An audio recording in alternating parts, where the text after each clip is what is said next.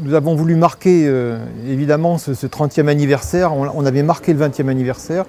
Cette année, c'est le 30e anniversaire. C'est encore un peu jeune pour une association, mais quand même, c'est 30 années d'intérêt et de défense autour du végétal. Et nous avons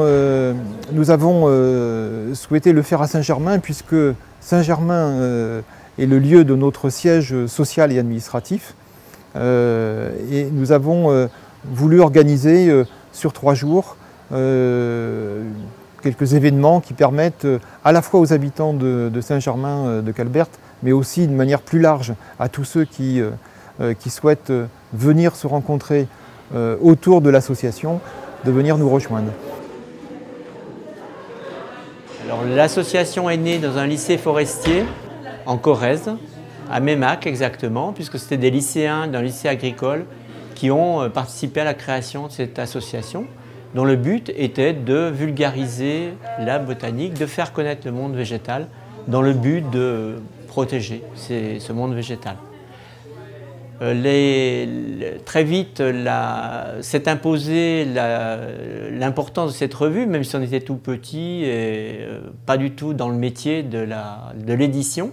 Et donc la revue a connu un essor assez important du fait de la mobilisation aussi de nombreux bénévoles qui circulaient en France avec une poignée de revues sous le bras et des dépliants et ont réussi à faire connaître cette revue et cette aventure humaine.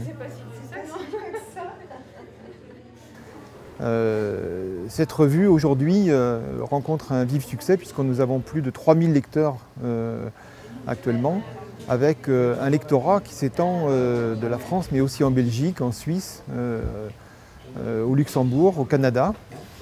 Une deuxième activité consiste depuis 3 ans, à organiser des séjours botaniques, donc des séjours qui permettent aux participants d'identifier des plantes sur le terrain pendant 5 jours avec un botaniste.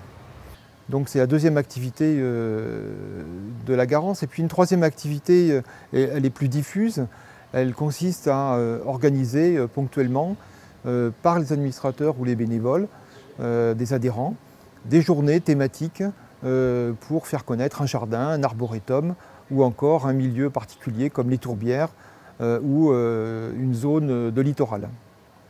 On a une participation, environ une douzaine de stands sur l'année, grâce là aussi évidemment aux administrateurs qui se déplacent, mais aux bénévoles qui viennent nous aider dans chaque région pour tenir ces stands et qui nous permettent de vendre notre revue.